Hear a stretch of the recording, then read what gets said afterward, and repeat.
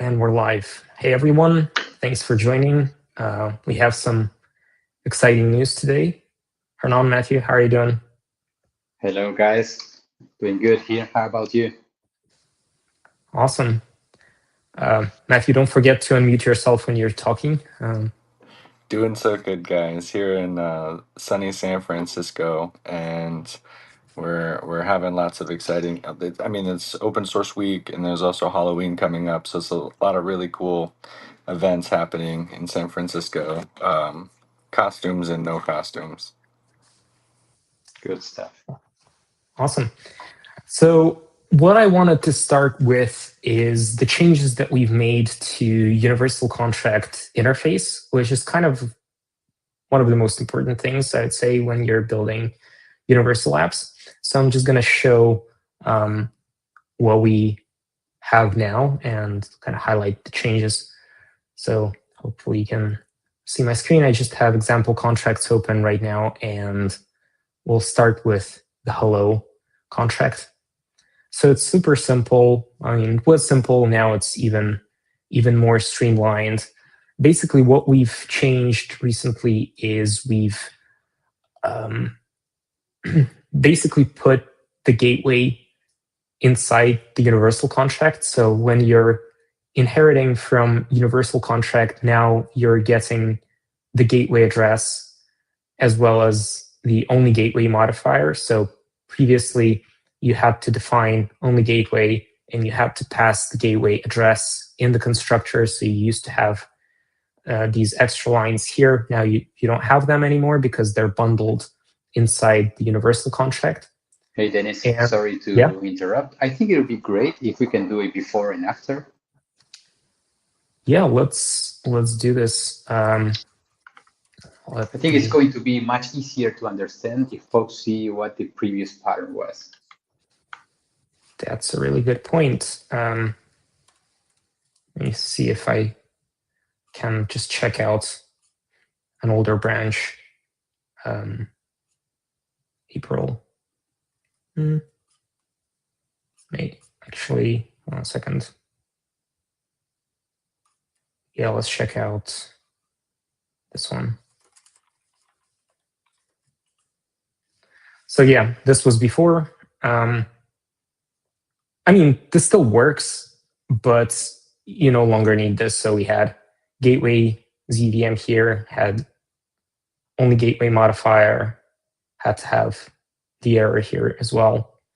And now basically, you don't no longer need this, you don't need the error, and you don't need the gateway, which is pretty cool because it really simplifies the template, and it's much easier. Oh, and you also don't need the constructor. So it really simplifies the template, and it doesn't matter if you're deploying on testnet or mainnet, you're getting the correct gateway address out of the box. So when you type gateway, it's going to use the correct gateway. So you don't need to pass the address when deploying. And the other change is that we've added contract registry into the template, into the universal contract as well. So now we're going to talk a bit about it more, I guess, later. But we now have this contract registry deployed on all environments, testnet, mainnet, and localnet, which contains it's a contract that stores protocol contract addresses, which is useful because you can now use it to get Uniswap contract address or gateway or zRC20 contracts. They're all in the registry. So if I go back 1 second. Okay, we're back on main branch, and if we go inside the swap contract, you'll see that you no longer need to pass Uniswap v2 in the constructor. You can just get the contract address from the registry. So in these, basically one line of code, you get from the registry, you get contract info and address as bytes, and then you just convert it into an address. And this is cool because you can do this at runtime when you're making a call, or you can do it inside the constructor or the initialize function. But the bottom line is it's just convenient to have all contract addresses, and it's no longer kind of your responsibility as a developer to pass the correct addresses, and you can just rely on the contract registry. So I think those are the main changes that we've made, just kind of simplifying the API, and we also have a new docs page. So what's happening there is the universal gateway contract is now a little bit more universal. You don't have to specify specific contracts. You can just call the gateway and it will route to the right contract. Yeah, so you can use the gateway directly, and you can even mute yourself when you're not talking, so I don't hear my echo. Thank you. So yeah, you can use the registry and get the contract addresses. You can use the gateway directly. So here is his docs page, how to use the contract registry. We're going to talk about it a bit later, but yeah. No, I think that's really good. One of the things that I first thought when I saw this, the very first time, was it should be our burden to ensure that the addresses are correct and updated and not the devs. So I guess that's really good thing. And also it looks much more convenient and much more clean to not have either the modifiers and the constructor arguments. So yeah, I think this is a really good improvement for devs. Yeah, and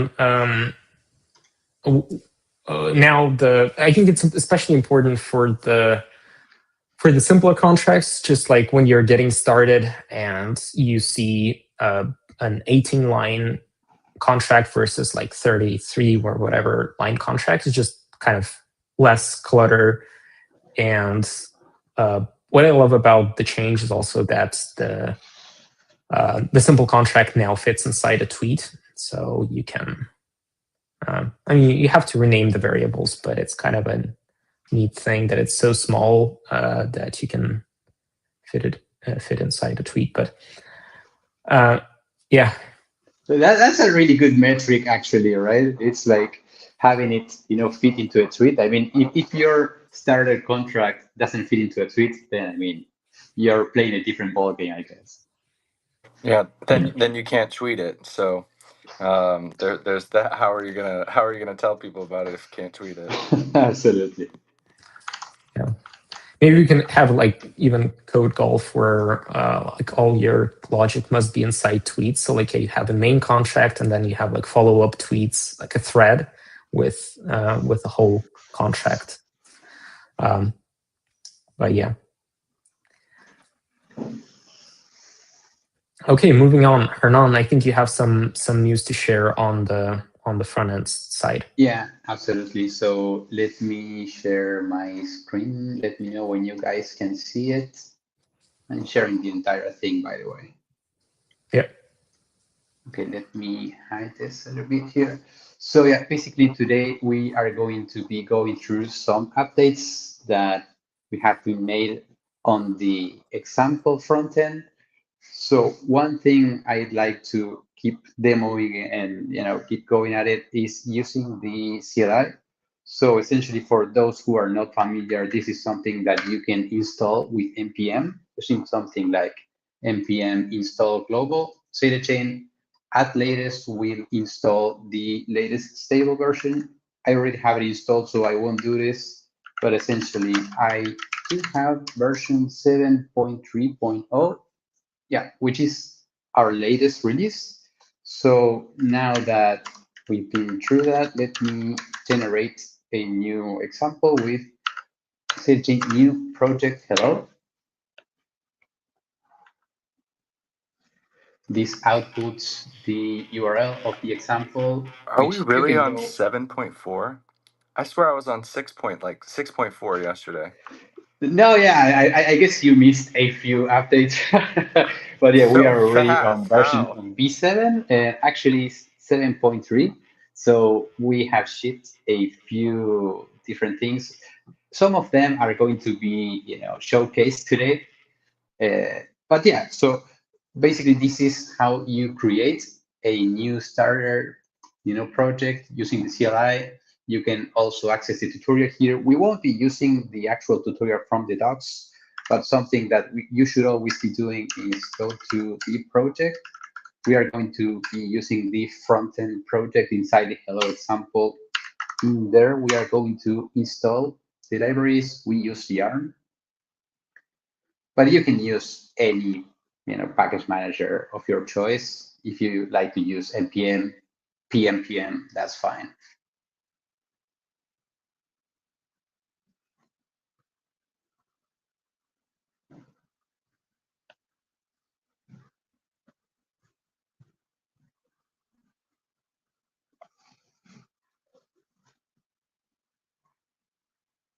Cool. Okay.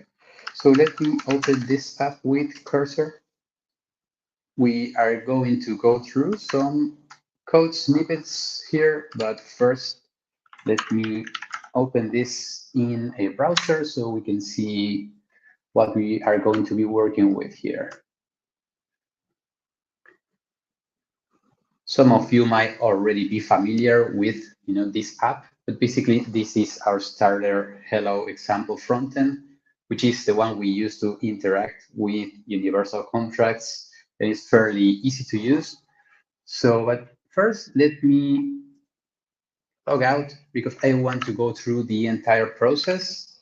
One of the things that, as a friendly reminder, is we have a few different wallet connectivity strategies here. One is we use dynamic wallet by default, which is set in this feature flag. It's usually set to true. We are also going to be flipping this as false to access the Bitcoin. In fact, we are going to start with Bitcoin. So since Dynamic does not support Bitcoin testnet yet, we are going to be using Unisat to connect to Bitcoin. So now that we have flipped this feature flag as false, let me go back to the app. I was already connected with one of my wallets. Let me see if Unisat is connected. It is not. So let me stop sharing very quickly so I can put my password here. I'm not sharing, right? No, you're not. Let me reshare. There you go. So now Unisat is connected. And now here, when you flip this use dynamic wallet feature flag, you will see that you have a Bitcoin sign-up option here. So yeah, let's click it. And let's try sending a message like, I don't know, Bitcoin is cheddar. And you will see a few things here. I'm going to go through what's happening here, but essentially we are using Bitcoin inscriptions, which means you are going to be needing to sign two different transactions. I mean, before actually doing this, let me go through the actual flow. I created an infographic here. This is something fairly simple, but essentially the process is we craft a commit PSBT, which is simply a commitment of the inscription data, and the data is not visible just yet. We broadcast the commit transaction to the Bitcoin blockchain, and once we have that, then we will craft a new PSBT, the reveal PSBT with a commit transaction ID, and then we will broadcast the reveal transaction. This is the entire flow.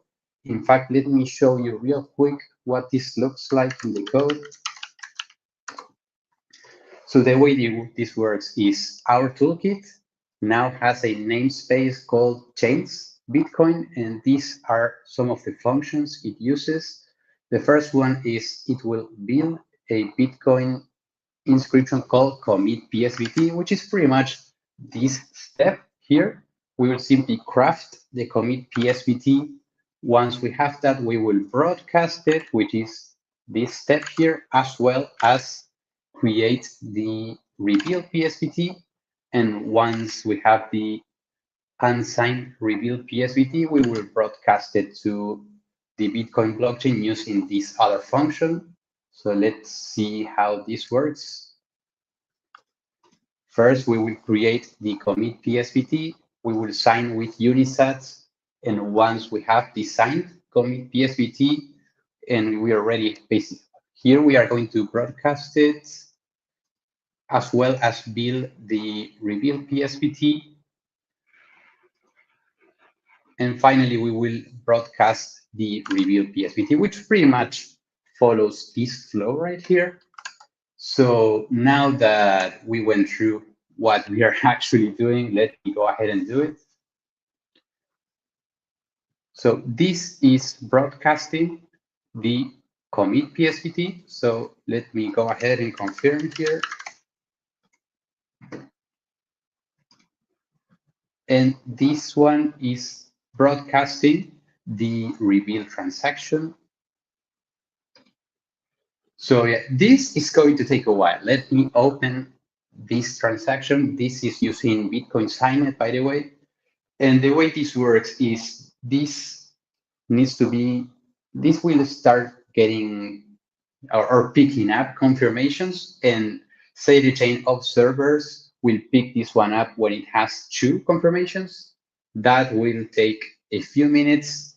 In fact, here it says that the first confirmation will happen in roughly 10 minutes. So we can leave this one, working in the background, and we can now go to the Solana example. So in order to do that, let me go ahead and restore this feature flag as true. And you will see that the wallet connectivity strategy now will change, and we will be using dynamic because they support Solana DevNet. So let me go ahead and connect with dynamic.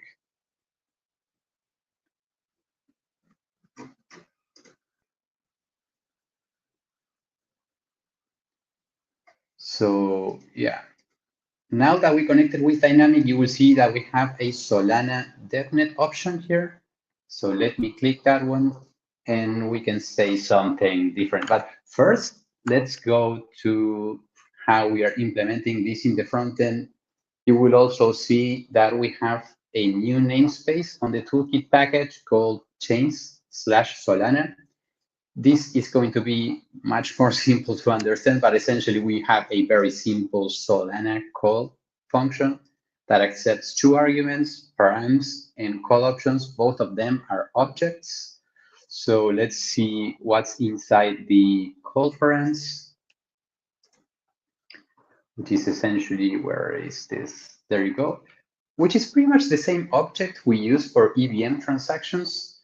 So essentially we have our message of type string, the receiver, which is going to be the universal contract address, and then the revert options objects. So yeah, pretty straightforward stuff here.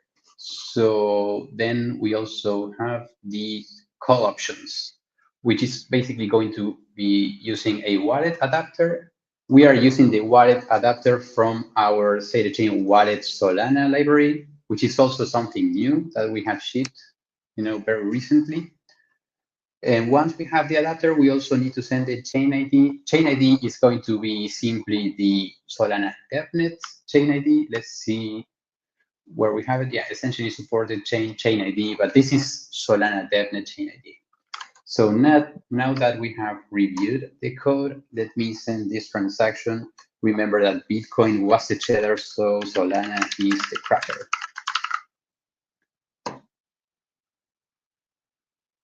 Let me stop sharing my screen again. So I need to authenticate with Phantom.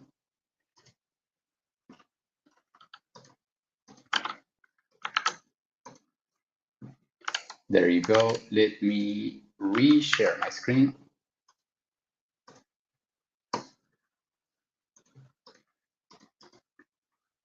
Can you see it again? Yeah, all good.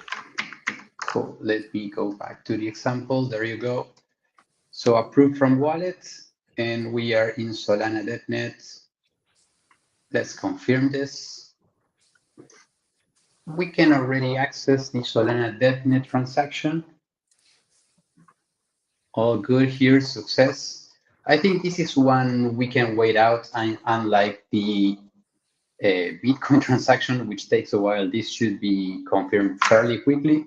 Something else we can do, and this is something that I like to keep refreshing, is essentially we can also use the ZetaChain query CCTX tool, and we can keep track of the progress of this transaction.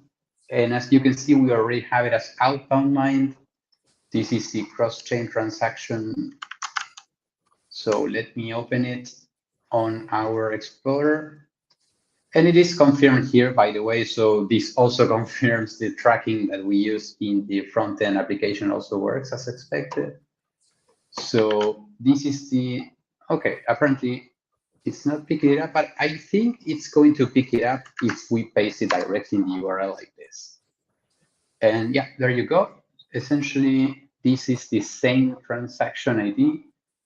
It ends with a PAR suffix, which is what we have here. So yeah, this is the same thing. And this is the transaction where all the magic happens on ZetaChain. And here we should have the log that says Solana is the cracker. So yeah, that's pretty much it. Let's see how we are doing on Bitcoin progress. And as I said before, this take a while, so we still didn't get even the first confirmation. So I guess we can go back to this after we complete the rest of the demos to see if we have two confirmations. And if we have the two confirmations, then we can go and take another look at the Explorer. But yeah, that's pretty much the demo on the updates on the example frontend. Awesome. It's so simple to make calls from Bitcoin and Solana, and our goal is basically to ensure that it's as easy to do from any blockchain. And the good thing is it's also easy to do now in the browser. So this is something that developers can very easily leverage. Yeah. Okay. One more thing, actually a few more things we have new in the CLI. One is, well, I mentioned the contract registry, and now we have commands to query the contracts. So if you go to ZetaChain query contracts, we have two new commands. One is list to query all the contracts. It's actually using ZetaChain, the registry on ZetaChain. So I didn't mention this before, but the contract registry is also a universal app.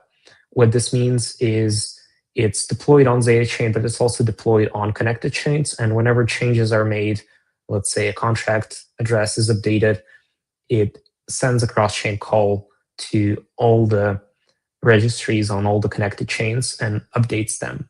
So you can use the same, well, not the same, but you can use the registry on Ethereum, on Base, and query for contract addresses. Super useful, for example, for zERC20 addresses, which you didn't have before the contract registry.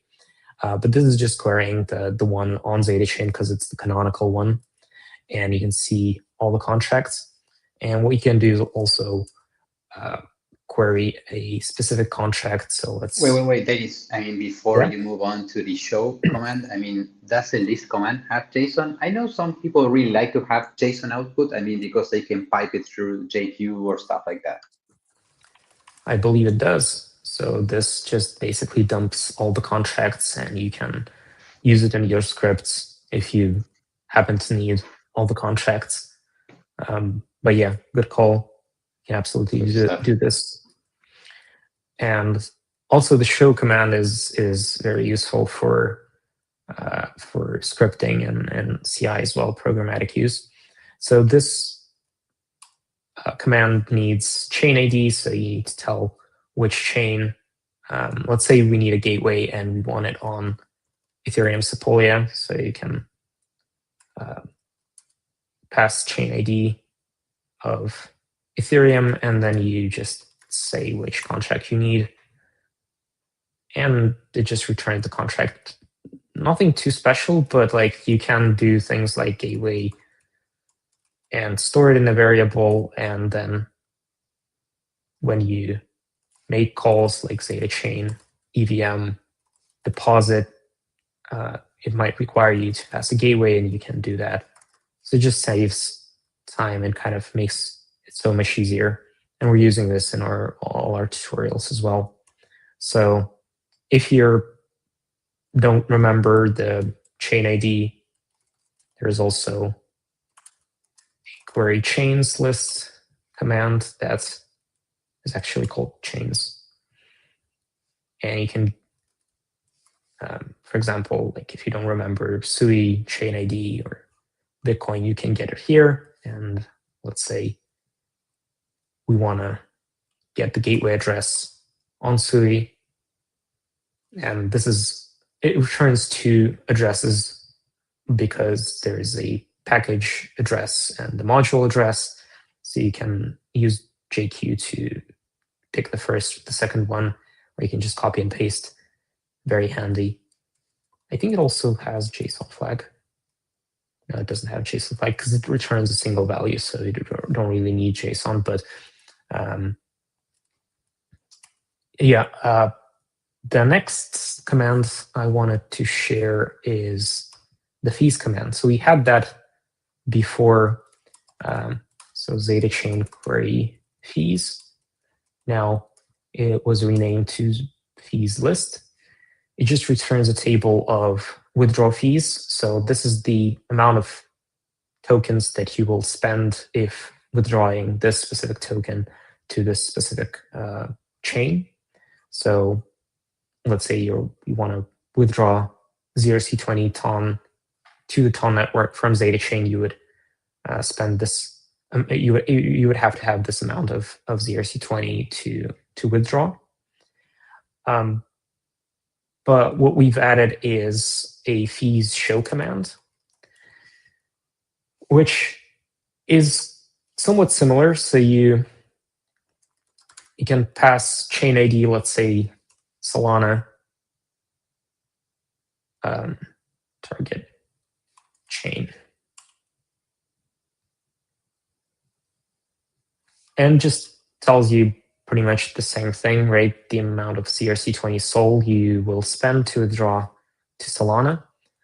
But the cool thing is that you can now also specify source chain, and let's say that's Ethereum.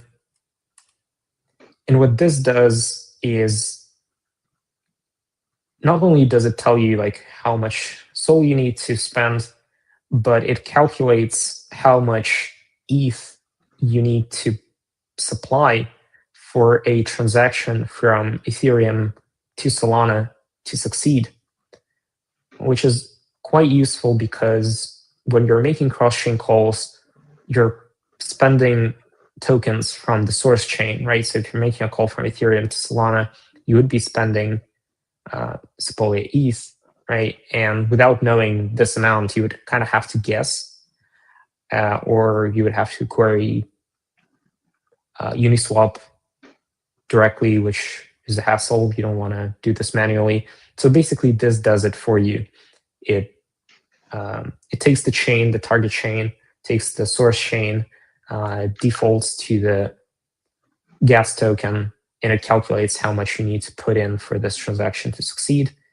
You would typically round this up just in case the exchange rate changed, especially for these like small amounts. You probably want to round it up. Wait, Dennis. I have a question. I want to see if I understand this correctly. So essentially, the amount that we have on the source token, which is on ETH.ETHSEP, is the minimum amount required on the inbound deposit transaction, right?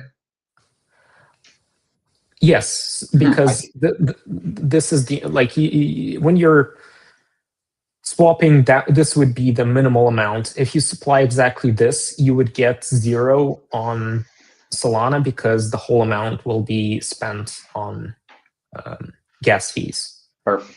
So yeah, and this function is going to be exported from the toolkit so that you'd be able to use that in your application. Right now it's using Uniswap v2, which you can use for small amounts, especially. It's not a terrible idea to use Uniswap v2. And I think it also supports source token. So you can, let's actually query the tokens, because I don't remember zrc20 addresses of all the tokens. And do you remember any of them, to be honest? Well, some of them. I'm kidding. Of course, why would I? So let's say you're actually sending. You need to know like how much you need to send in USDC. So you can specify source token as zrc20 address. This is USDC from Ethereum. Yeah, it's just source, not token, just source. And it tells you how much USDC you need to spend. This is less interesting because you don't really spend USDC on gas tokens. It's always the gas token you're spending. But where it is interesting is you can specify a target. So let's say you specify target as USDC on Solana. So you're making a call from Ethereum to Solana and to this specific token, because different tokens have different withdrawal fees, and this will tell you how much. For some reason, it says Sol USDC. Yeah, I might need to check this, but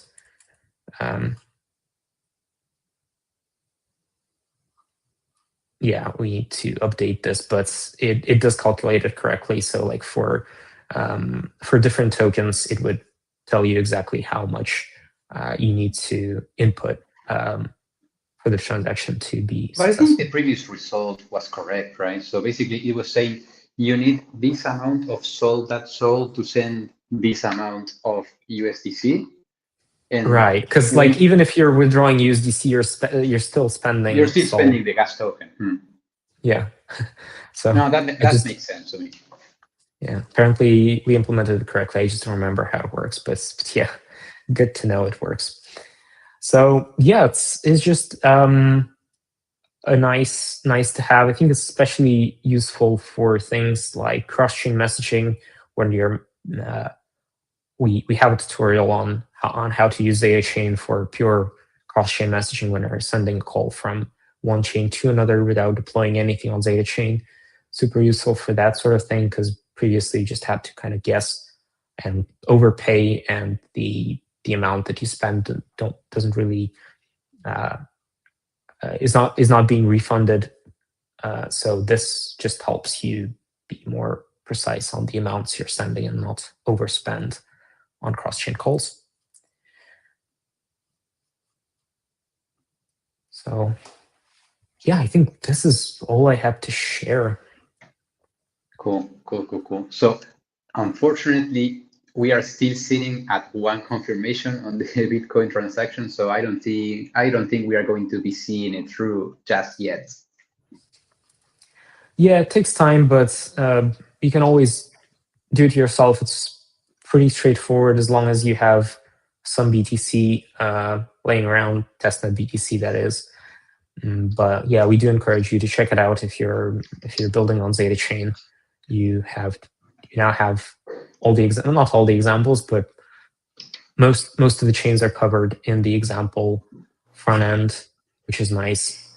And we're kind of making all the functions ready to be exported from the toolkit and be used on the front end. I don't think people are making a big enough deal about the Bitcoin aspect. and sending inscriptions and messages, and that's not common. Most people can't do that. I don't think, there's very few other products that are interacting with Bitcoin in that way, and I think that it's not getting enough attention. I think we need more attention onto the Bitcoin cross chain messages and trust transactions. And it's also very easy to use from the front end. I think the logic, I mean, as I shared in the infographic, I think it's very easy to understand and very easy to follow. And the good thing is all major Bitcoin wallets implement the sign PSVT function. So you should be able to use this with any Bitcoin wallet of your choice. Very cool, you guys. Great demos. Dennis, I don't mean to give you too much feedback with my microphone, but I did want to tell everybody today, if you're in sunny San Francisco, we have an event at WorldCoin at their flagship location downtown next to the Macy's. So it's a huge space. So please come down around 4 o'clock today, San Francisco time, and come hang out with us with ZetaChain and WorldCoin. Awesome. Thanks for the update. I think this is it for today's Dev Office Hours. Thanks so much for joining, and I'll see you guys in the next one. Great job, All you right. guys. See Have you a good next day. one, guys. See ya. Bye-bye. Bye.